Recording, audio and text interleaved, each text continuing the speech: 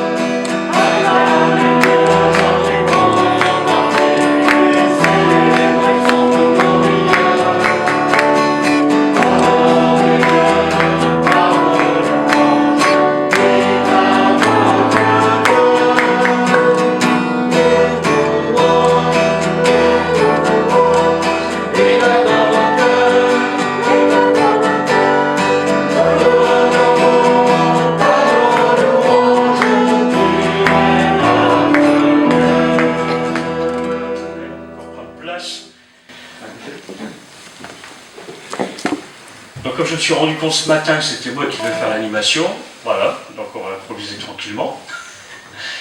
J'ai choisi le psaume 34, le psaume que j'affectionne particulièrement. Alors c'est pas la Bible du semeur, c'est la Bible seconde que j'avais sous la main.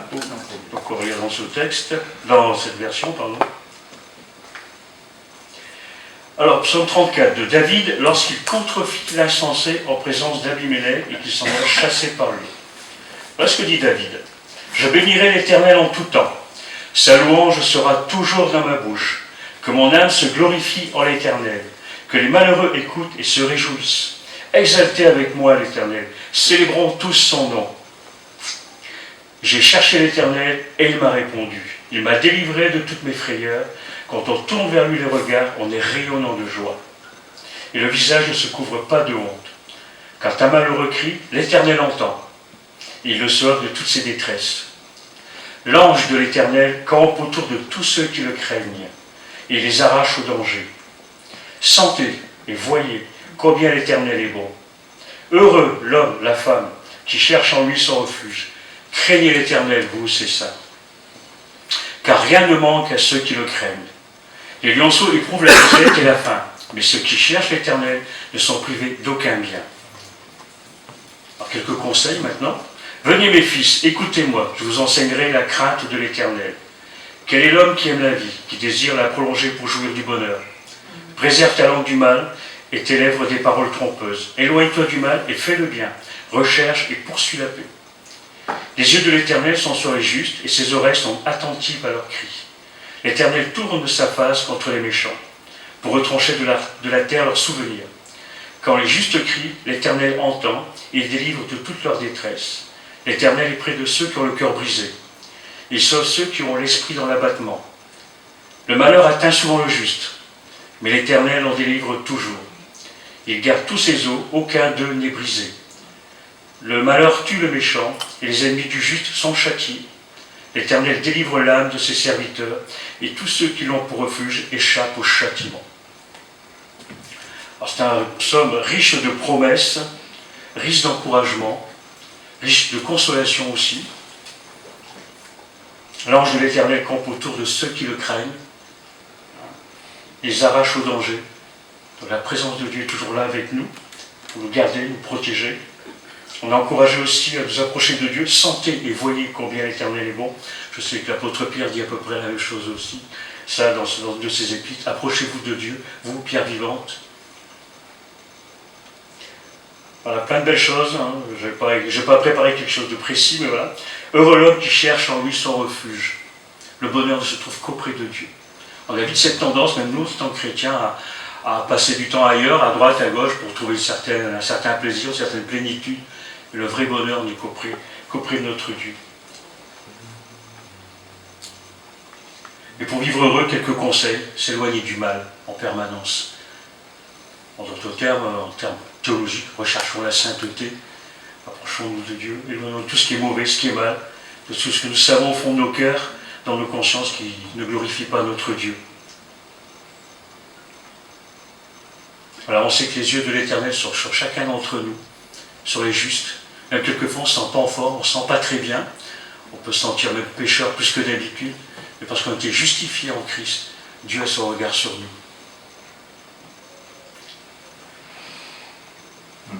Voilà, Dieu nous garde en toutes choses.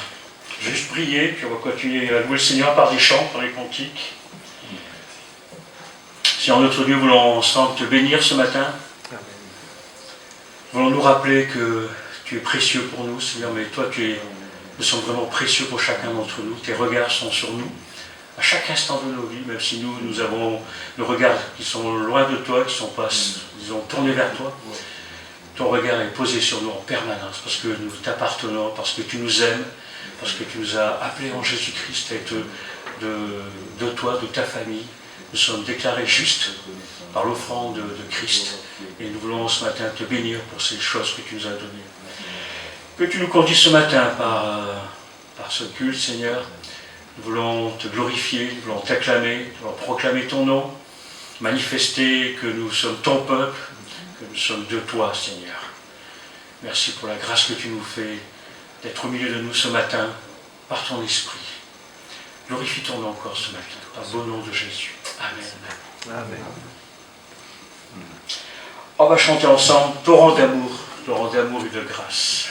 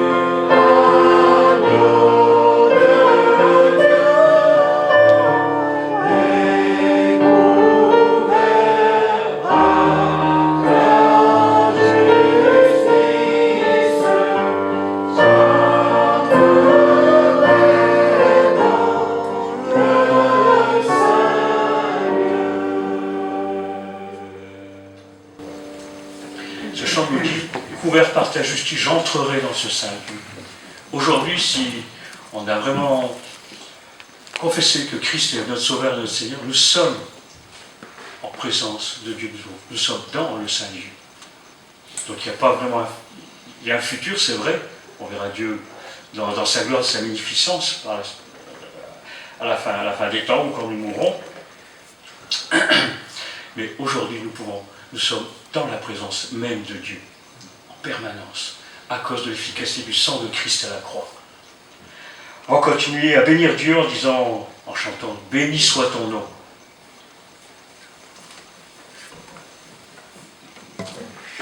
On va chanter, encore une fois. « Béni soit ton nom ».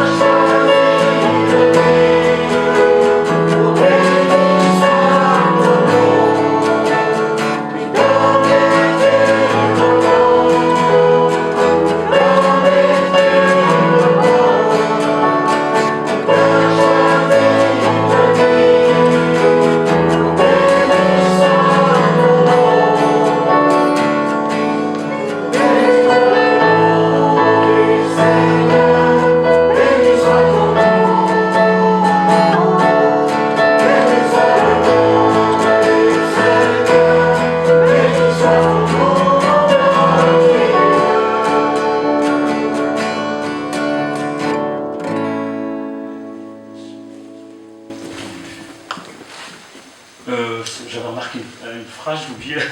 Je choisis de dire béni soit ton nom, je crois que c'est ça.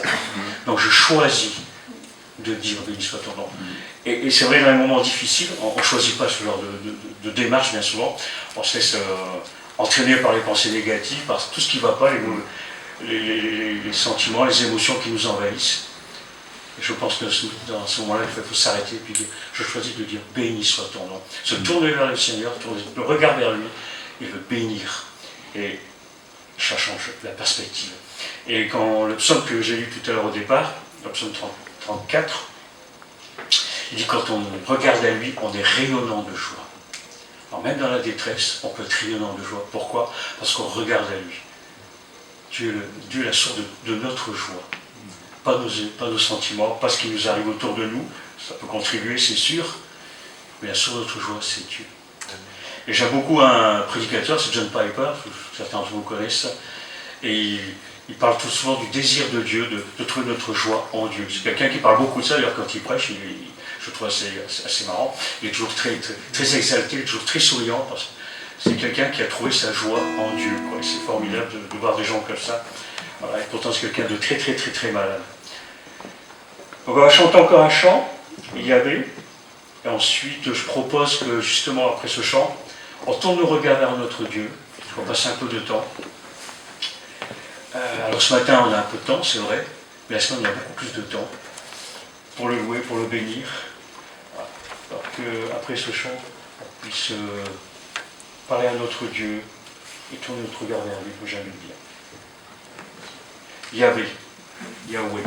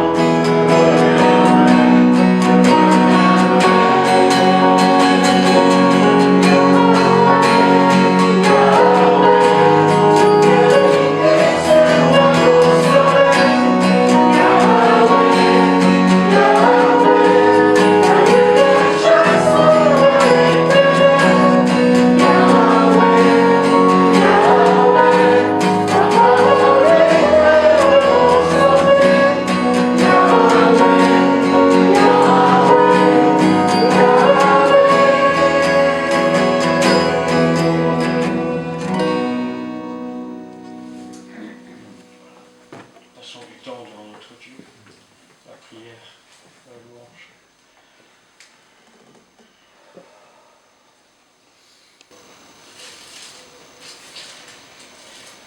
Nous allons prendre le pain et le vin. Je demande à Vincent de s'approcher et puis de préparer.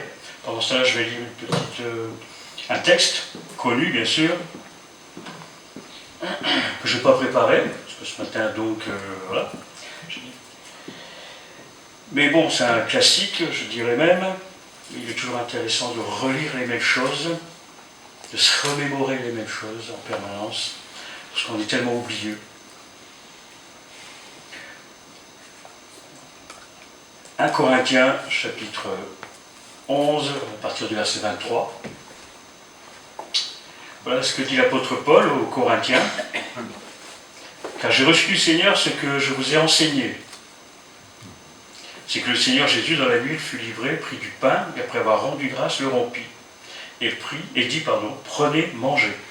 Ceci est mon corps, qui est rompu pour vous. Faites ceci en mémoire de moi. Je ne vais pas en tradition, en mémoire de lui.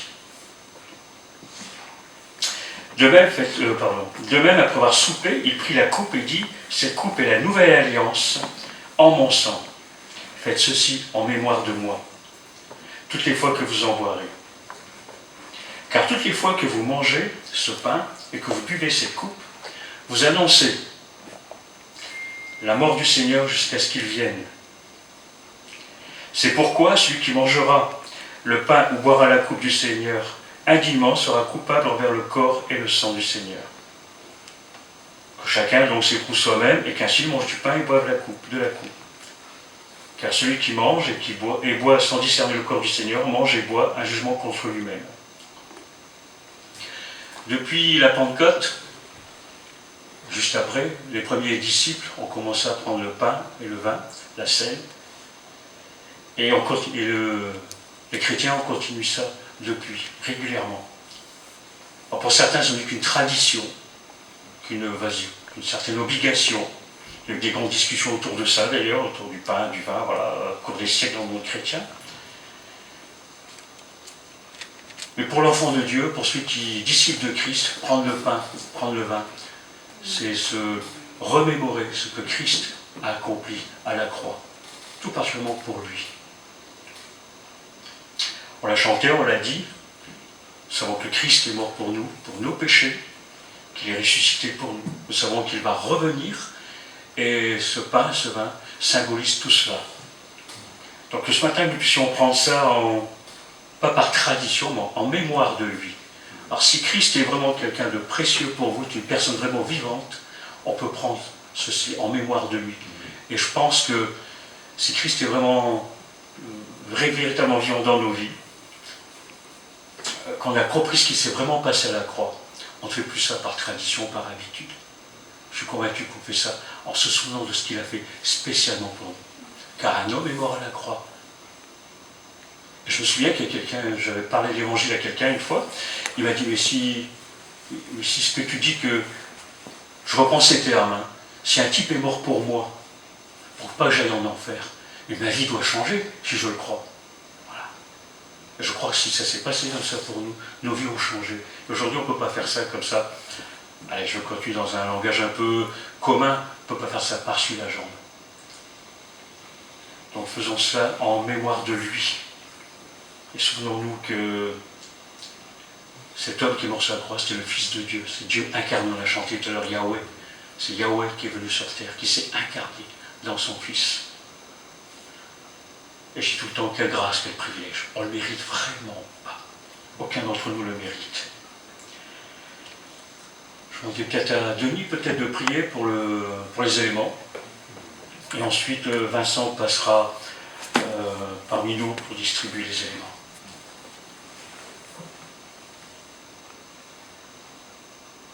Seigneur, merci de nous permettre d'avoir ce partage ce matin.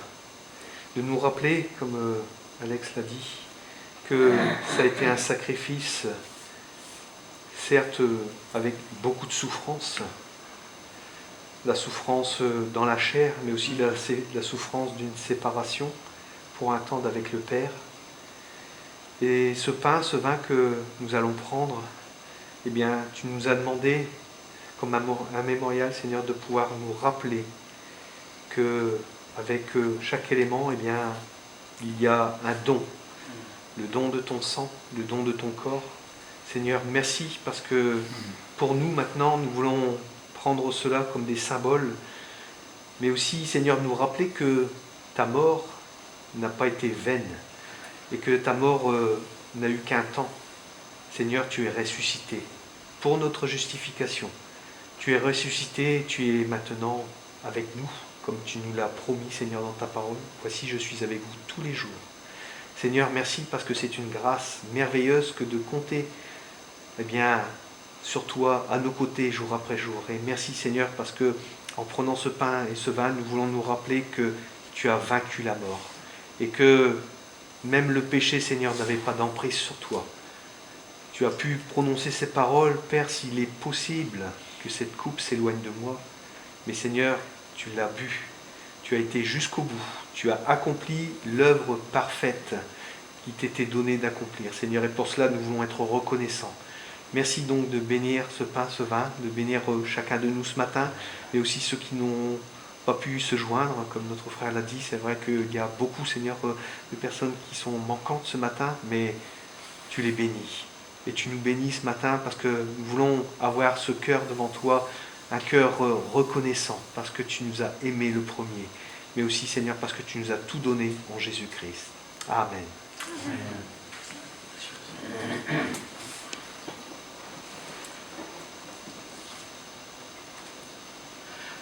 On va laisser la place à Paul qui nous a porté la prédication, et on va prier juste avant pour que le Seigneur le conduise par son esprit, et que la parole surtout touche nos cœurs.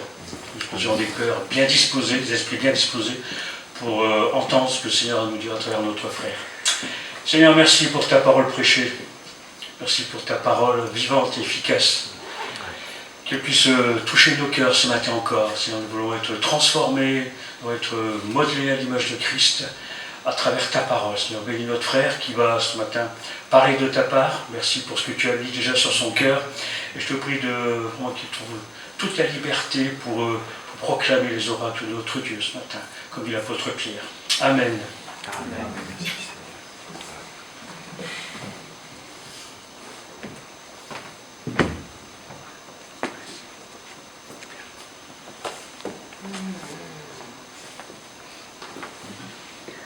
Tu veux chanter ?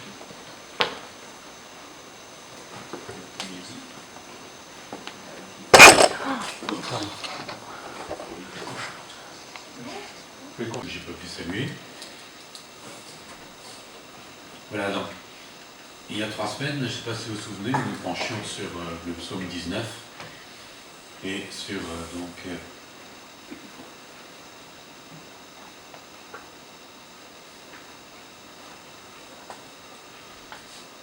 tout ce que Dieu a fait dans sa magnificence. Et cela m'a fait donc penser à un autre passage.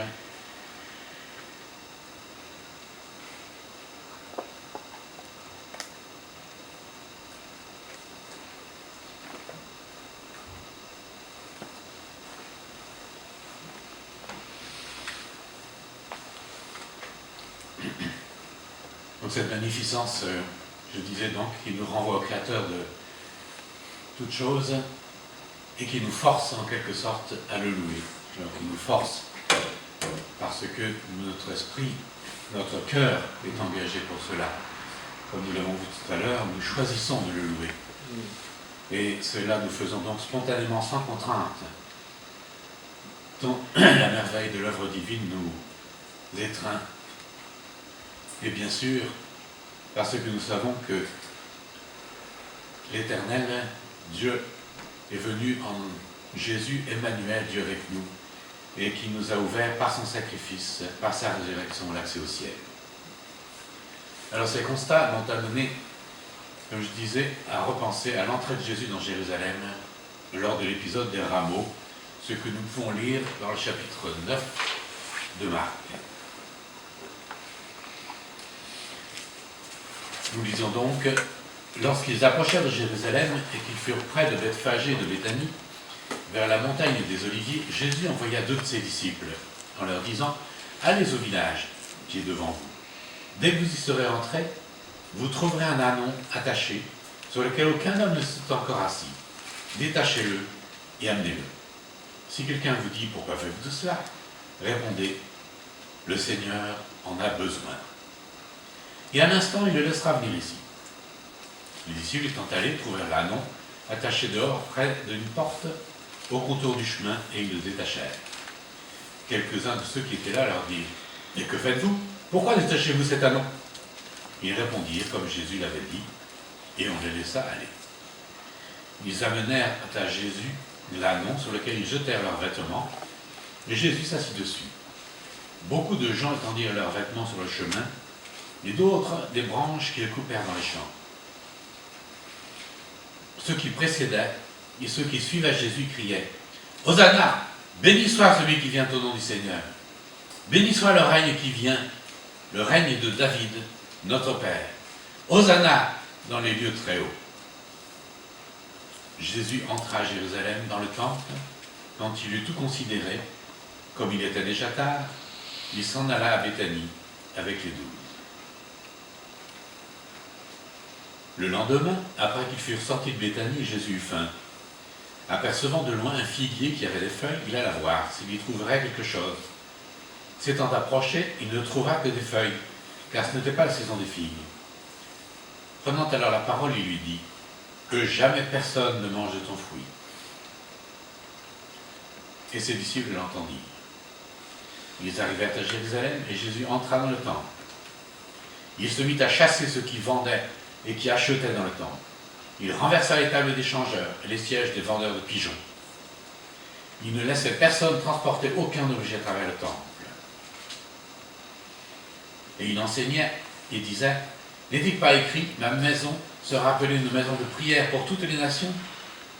Mais vous en avez fait une caverne de voleurs. » Les principaux sacrificateurs et les scribes, l'ayant entendu, cherchèrent le moyen de le faire périr, car ils le craignaient, parce que toute la foule était frappée de sa doctrine.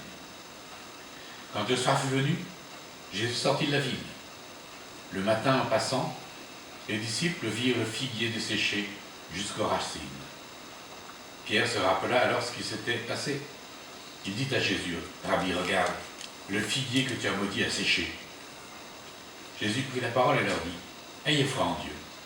Je vous le dis en vérité, si quelqu'un dit à cette montagne, ôte-toi de là, jette-toi dans la mer, et s'il ne doute point en son cœur, mais croit que ce qu'il arrive, il le verra s'accomplir. Que ce qu'il dit arrive, il le verra s'accomplir. C'est pourquoi je vous dis, tout ce que vous demanderez en priant, croyez que vous l'avez reçu, et vous le verrez s'accomplir.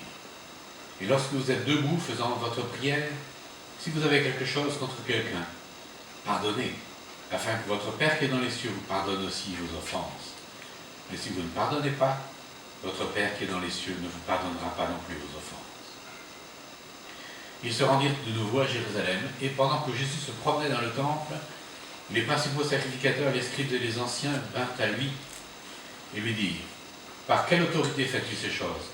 Qui t'a donné l'autorité de les faire ?» Jésus leur répondit « Je vous adresserai aussi une question. Répondez-moi, et je vous dirai par quelle autorité je fais ces choses. Le baptême de Jean venait-il du ciel ou des hommes? Répondez-moi. » Mais ils raisonnèrent ainsi entre eux. Si nous répondons du ciel, il dira pourquoi n'avez-vous pas cru en lui? Si nous répondons des hommes, il craignit le peuple, car tous tenaient réellement Jean pour un prophète. Alors ils répondirent à Jésus, nous le savons. Et Jésus leur dit, moi non plus. Je ne vous dirai pas par quelle autorité je fais ces choses. Là, donc un chapitre extrêmement intéressant, où nous voyons donc ce terme de Hosanna. Ce mot signifie sauve maintenant, ou sauve, je te prie. À l'origine, Hosanna avait le sens d'une supplique, mais il est devenu une exclamation de joie, un cri de bienvenue. Et le jour des rameaux, la foule crie Hosanna, béni soit celui qui vient au nom du Seigneur. Béni soit le roi qui vient, celui de notre Père David. Hosanna dans les lieux très hauts. Cela nous rapproche aussi de ce que le psalmiste entonne au psaume 118. Et il dit, dans les versets 25 et 26, « De grâce, Éternel, accorde le salut. De grâce, Éternel, accorde le bonheur. Oui, béni soit celui qui vient au nom de l'Éternel. Nous vous bénissons tous de la maison de l'Éternel. » Et ce qu'on pourrait aussi traduire par Hosanna. Hosanna, accorde le bonheur. Oui, béni soit celui qui vient au nom de l'Éternel. Alléluia, tous dans la maison de l'Éternel. Alors cette scène de l'entrée de Jésus à Jérusalem, eh bien, c'est une anticipation du temps qui précédera le règne du Seigneur, quand le peuple juif se tournera enfin vers son Messie. Il aura raison de pousser ce cri, « Sauve, je te prie », parce que le roi, qui a été rejeté lors de sa première présentation à Israël, il y a 2000 ans, sera alors là pour le sauver de la fin de la grande tribulation, de la fin de ses épreuves. Le Seigneur nous parle quelque peu de cela dans le chapitre 13 de ce même évangile de Marc. Nous lisons au verset 24, « Mais dans ces jours, après cette détresse, le soleil s'obscurcira, la lune ne donnera plus sa lumière, les étoiles tomberont du ciel, les puissances qui sont dans les cieux seront ébranlées. Alors, on verra le Fils de l'homme venant sur les nuées, avec une grande puissance et avec gloire. Alors il enverra les anges, il rassemblera les élus des 4 vents, de l'extrémité de la terre jusqu'à l'extrémité du ciel. » Et l'apôtre Paul donne en quelque sorte la conclusion au chapitre 11 de l'épître aux Romains et au verset 26. « Ainsi, tout Israël sera sauvé. C'est là ce que dit l'Écriture, de Sion viendra le libérateur, il éloignera de Jacob toute désobéissance. » Voilà donc pourquoi dans cette scène nous voyons donc un pont entre donc cette scène si joyeuse, si intense, et donc ce qui se passera à la fin des temps.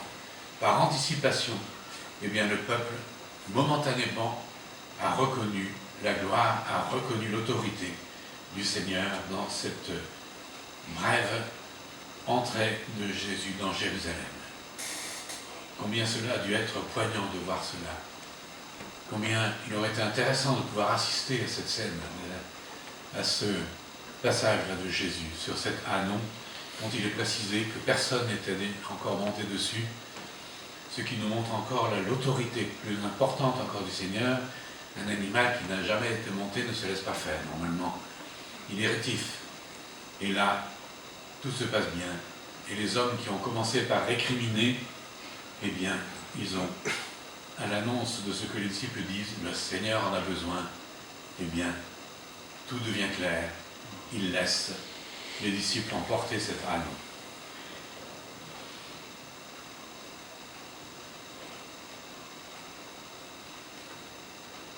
Dans un autre passage, il nous est d'ailleurs précisé dans Luc, au chapitre 19, que si les assistants avaient dû se taire, eh bien ce sont les pierres qui se seraient mises à l'acclamer.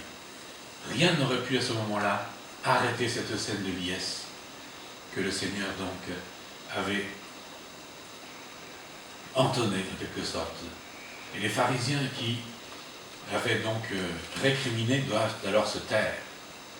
D'ailleurs, ils connaissaient cette prophétie que Matthieu nous rappelle, la prophétie de Zacharie, chapitre 9, verset 9.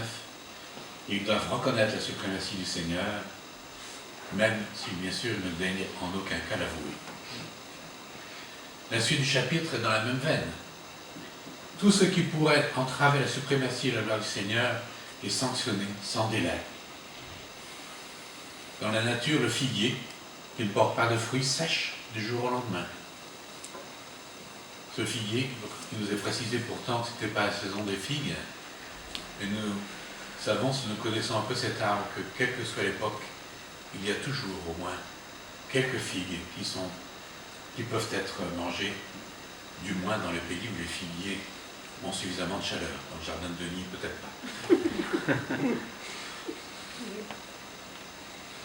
pas. Ensuite, eh bien les pratiques douteuses perpétrées dans l'enceinte du temple sont balayées avec force et vigueur, et toute nouvelle entrée de marchandises est proscrite, que nous voyons dans le verset où il nous est dit qu'il ne laissait personne transporter aucun objet à travers le temple.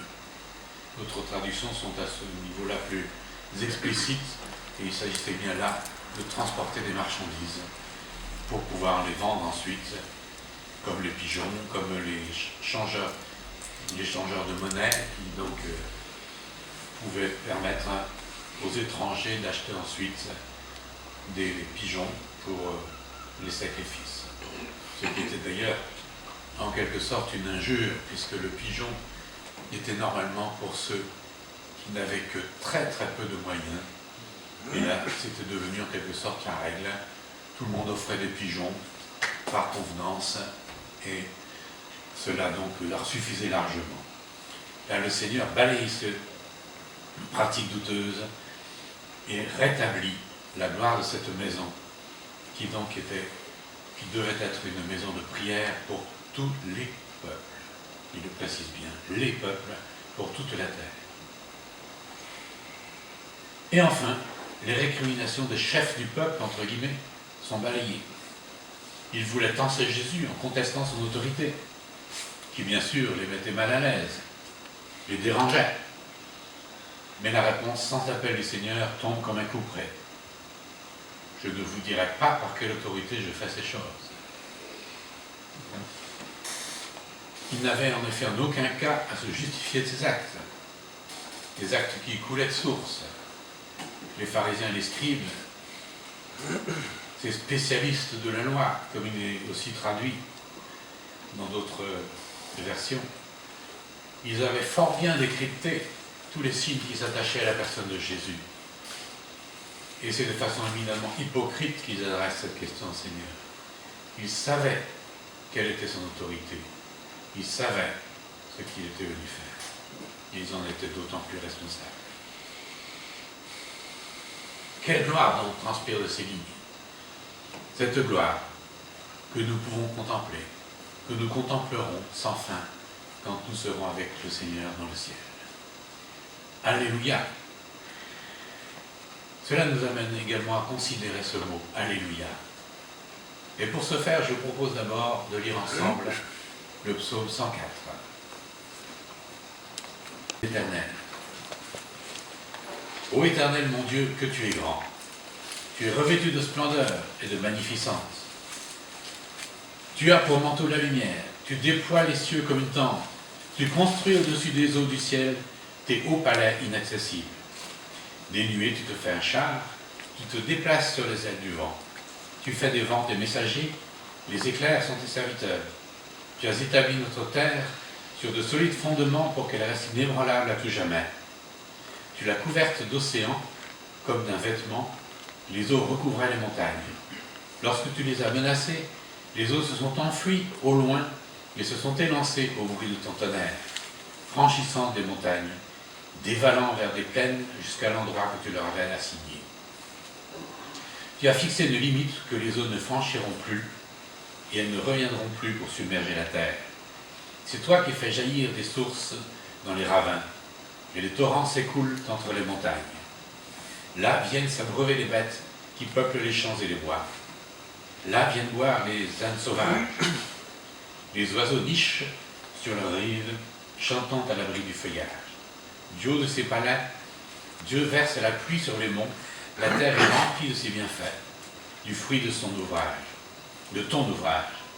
C'est toi qui fais pousser le foin pour le bétail et qui fais prospérer les plantes pour les hommes, afin qu'ils tirent de la terre le pain pour se nourrir. Le vin réjouit le cœur de l'homme, il fait resplendir son visage, le rendant brillant plus que l'huile. Le pain restaure sa vigueur, les arbres qui sont ton ouvrage, l'Éternel, sont pleins de sève. Tels sont les cèdres du Liban que ta main a plantés. C'est là que nichent les oiseaux, et la cigogne a sa demeure là, sur les branches des cyprès. Les bouquetins ont leur retraite au sommet des monts élevés, et les rochers sont le refuge où les petits amants se cachent. C'est toi qui as formé la lune pour marquer les dates des fêtes. Le soleil sait quand il se couche. Tu fais descendre les ténèbres, et c'est la nuit. Alors les hôtes des forêts se mettent tous en mouvement. Les lions se rugissent après leur proie. Ils demandent à Dieu leur nourriture. Mais dès que paraît le soleil, ils se retirent pour se coucher dans leur tanière. L'homme sort pour son ouvrage, qu'il poursuivra jusqu'à la nuit. Combien tes œuvres sont nombreuses, ô Éternel, tu as tout fait avec sagesse. La terre est pleine de tout ce que tu as créé. Voici la mer immense qui s'étend à perte de vue, peuplée d'animaux innombrables, des plus petits jusqu'aux plus grands. Les bateaux la parcourent, ainsi que le monstre marin que tu as fait pour qu'il y joue. Ils comptent sur toi, tous ces êtres, pour recevoir leur nourriture, chacun au moment opportun. Tu la leur donnes, ils la prennent. Ta main s'ouvre et ils sont comblés. Tu te détournes, ils sont épouvantés. Leur hôte le souffle, et voilà qu'ils expirent, redevenant poussière. Si tu envoies ton souffle, ils sont créés, tu renouvelles l'aspect de la terre. Gloire à jamais à l'Éternel, qu'il se réjouisse de ses œuvres. Son regard fait trembler la terre, il touche les montagnes et déjà elles fument. Je veux chanter pour l'Éternel ma vie durant, célébrer mon Dieu en musique, tant que j'existerai. Que mon poème lui soit agréable.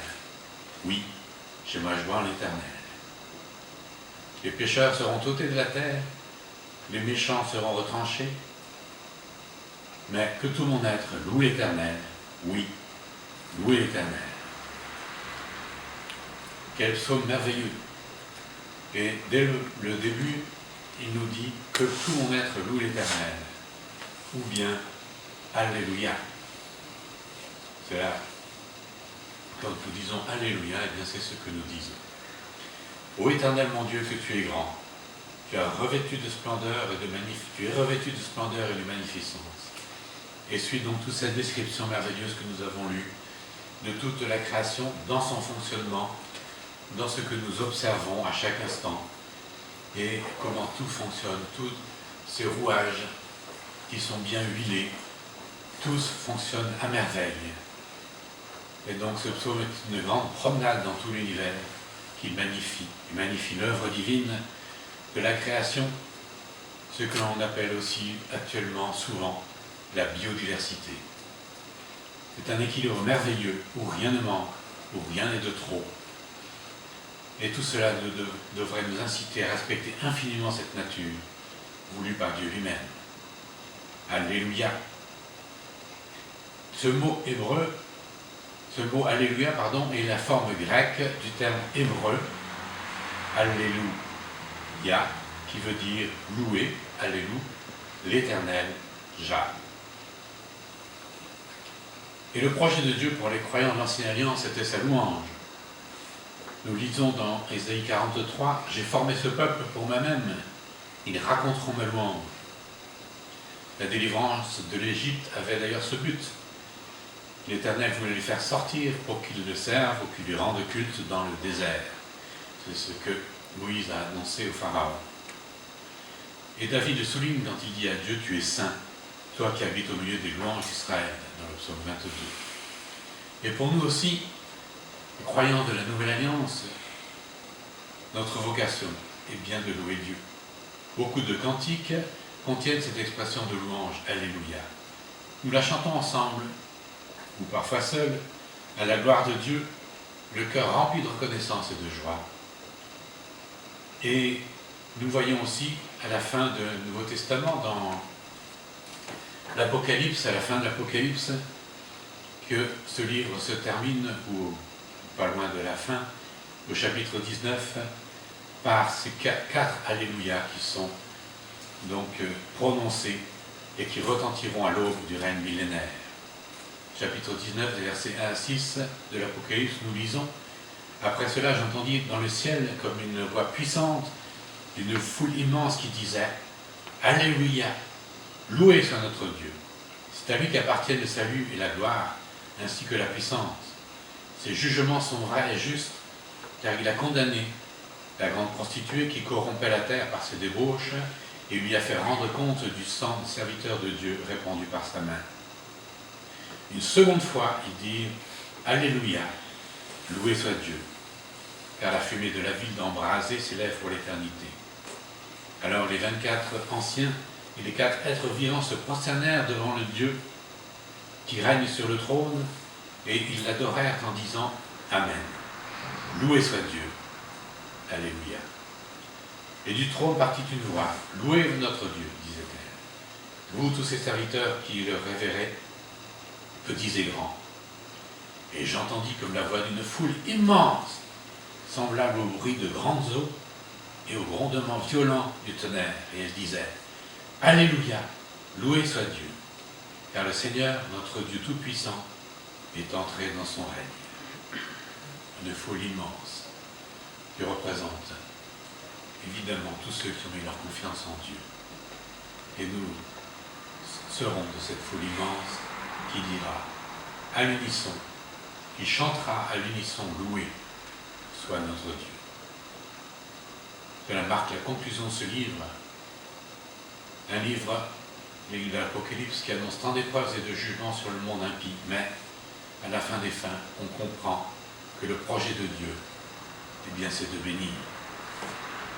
Alors il y a des moments dans notre vie où nous pouvons exclamer Alléluia dans la louange et dans la joie.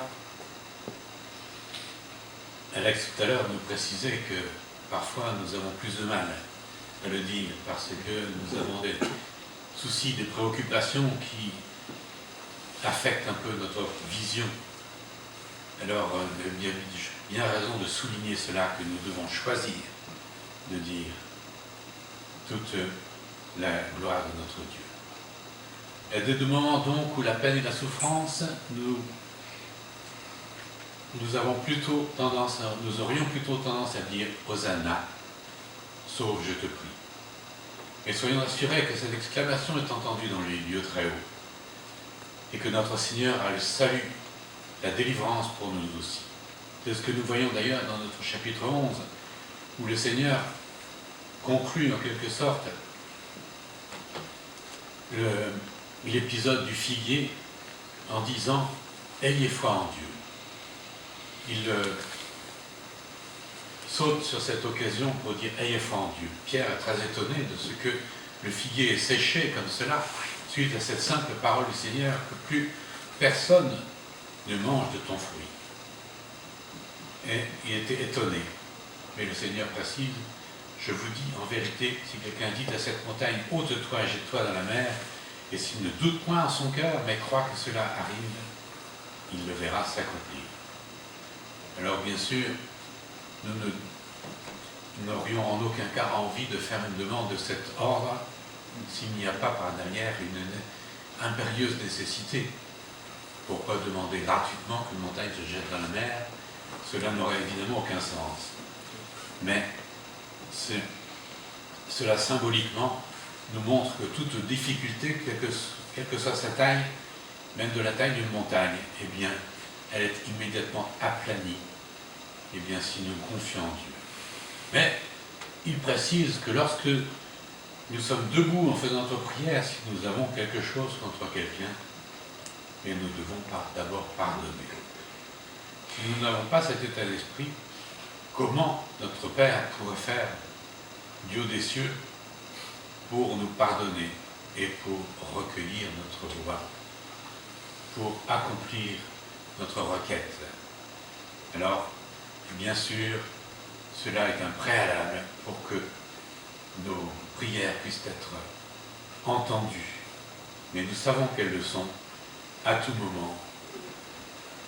Le Seigneur précise, notre prière est déjà exaucée, même si c'est par avance, si le moment de son exaucement n'est pas immédiat, eh bien nous savons que dès que le Seigneur l'a entendu, il exauce.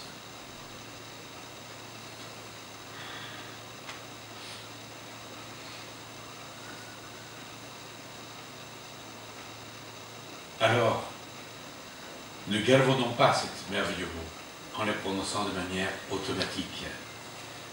Ces mots que nous prononcerons éternellement avec cette foule d'Apocalypse.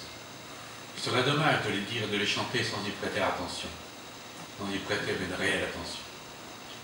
Ce serait également jeter par terre la gloire du Seigneur en rangeant au rang d'expression profane ces merveilleuses expressions, qui ne doivent être que le fruit de notre reconnaissance et de notre adoration éternelle vers notre Seigneur, vers notre Dieu créateur, celui qui nous a sauvés et rachetés de notre vaine conduite.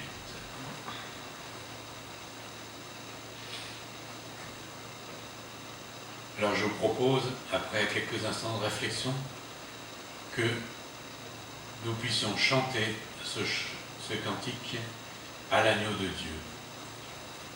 Et ce cantique nous dit, élevé à la droite de Dieu, couronné de 1000 couronnes, tu resplendis comme un soleil radieux. Les êtres crient autour de ton trône, à l'agneau de Dieu soit la gloire. Ce que nous avons lu, qui est la traduction exacte de Alléluia. On va se lever pour chanter notre dernier chant. Ensuite, je donnerai quelques annonces, s'il y en a, bien sûr.